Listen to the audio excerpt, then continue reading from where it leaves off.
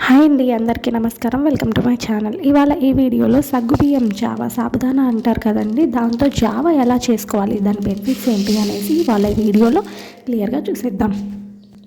ఈ సగ్గుబియ్యంలో vitamin K, calcium and potassium, దాంతోపాటు కార్బోహైడ్రేట్స్ కూడా ఎక్కువగానే ఉంటాయండి.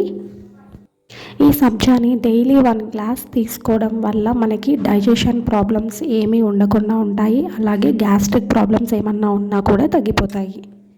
బాగా వెయిట్ చేసినప్పుడు, ఎప్పుడైనా ఎండలో వెళ్ళి బాగా తిరిగేసి వచ్చినప్పుడు ఒక గ్లాస్ సగ్గుబియ్యం జావా తాగి చూడండి, మీకే తెలుస్తుంది రిజల్ట్. చాలా కూలింగ్, ఇన్స్టెంట్ కూలింగ్ అయితే ఇస్తుంది. ఈ సగ్గుబియ్యం జావా చేసుకోవడం చాలా ఈజీ అండి. 2 స్పూన్స్ సగ్గుబియ్యాన్ని 1.5 గ్లాస్ వాటర్ పోసుకొని 1 అవర్ పాటు సోక్ చేసుకున్న తర్వాత స్టవ్ మీద పెట్టేసేయండి.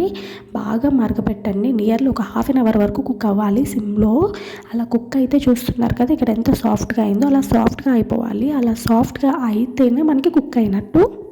ఈ సగ్గుబియ్యం జావాని మనము ఇన్స్టెంట్గా అంటే వేడివేడిగా తాగకుండా కొంచెం మార్నింగ్ చేసుకొని ఈవినింగ్కి తాగడం, ఈవినింగ్కి చేసుకొని మార్నింగ్కి తాగడం అనేది చాలా మంచిది.